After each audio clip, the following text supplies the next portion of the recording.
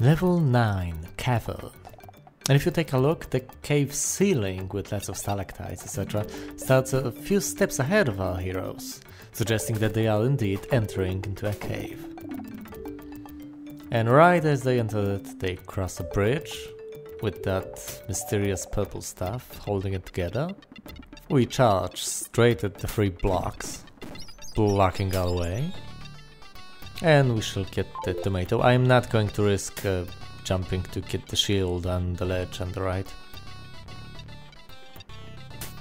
Because if Eric fell, it would be most unfortunate and I would most likely have to restart the level. And I do not want to do that. Now look at this situation. I have to block a constant stream of fireballs coming from this, whatever that is, to the right. And I also have to get rid of the caveman. Now the caveman usually starts crawling when he's close to a Viking who wants to attack. But on the other hand, you have to... If you don't strike him with a sword when he's too close, he will hit you and he will take a single health point away from you. On the other hand, I could just try to get rid of him using only the sword, but doing so I would also rely quite heavily on my timing. But I have gotten rid of him, so let's get on the hill. I don't know if I should call it a hill if it's inside a cavern, but let's call it a hill. Okay, we've blocked the fireball and now we will head left. Use the red key, and guess what? There's another caveman we have to get rid of. Hooray! And I missed him. Finally. Okay, what I will do now is careless, and please do not try this at home.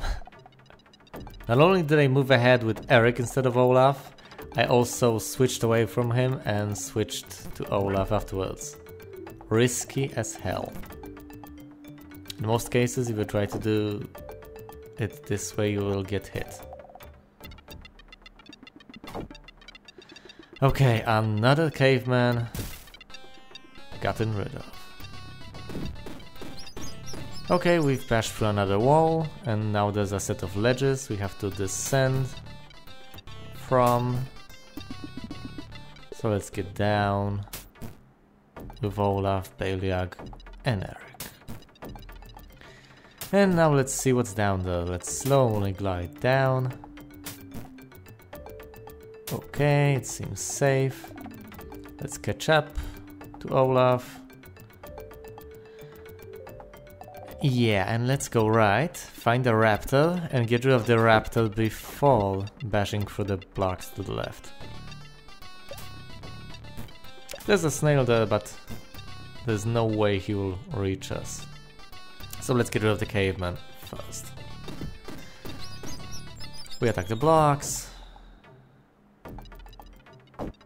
One hit, and now only a single hit remains. Okay, he's gone. So let's get a piece of meat. Let's move forward with Olaf. Block the shots of the snail. Sounds so weird. And yeah, he's impervious to all attacks from behind. So we have to hit him on the head. And he's gone. Now let's get inside the bubble. I know, it sounds ridiculous, but it works.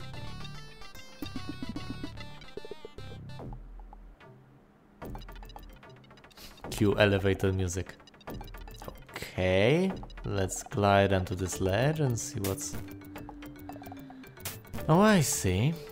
So I have to get Eric there to bash the blocks.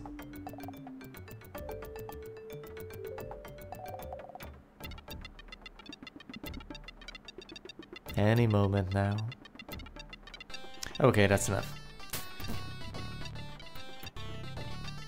So, let's get Beliag there as well. Since I would hate to go through all of this and then simply lose him by falling into lava.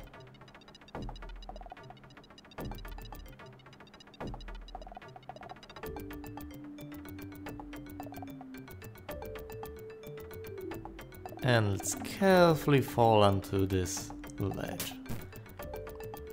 Let's descend down the ladder, so as not to risk getting hit by the fireball. Now we can move forward with Olaf, get the key, give the key to Eric, switch to the key, and now we have to open this door using the yellow key.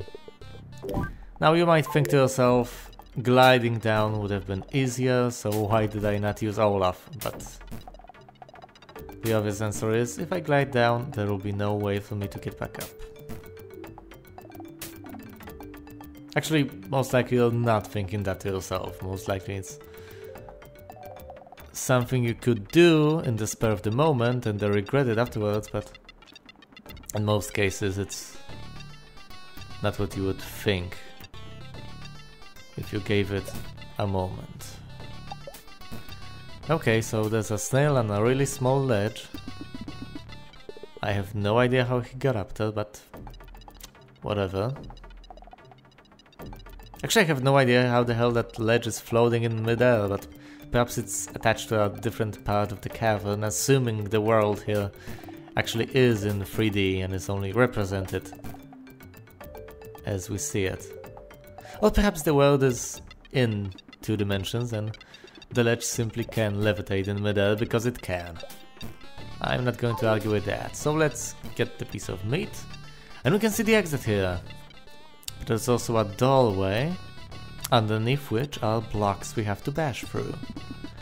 So let's get down here, and we have to use the blue key to unlock this door, so let's switch to it.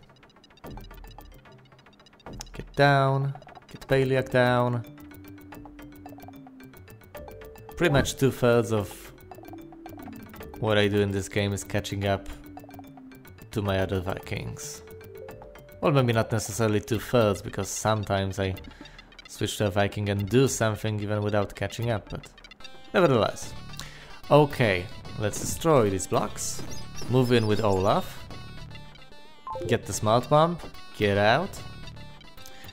Now, I'm not sure if there is any need for him to hold that. There most likely isn't. I will just keep him there for good measure until I absolutely have to use him to get through, which will be now. You know, I find this kind of puzzles the most insidious and the most satisfying to get through because they require foresight. If you simply bash through those blocks and think to yourself, ooh, a smart bomb, I want to get that, and you run to the right, you'll get stuck there permanently with no way of getting out. So you have to think, you have to get Olaf there, you have to immediately block the piece of wood after bashing at the blocks, or simply not go right in this case. I am surprised that Babu held you up, Olaf. Watch it, I'm very sensitive about my weight. How did I manage to get stuck with these two?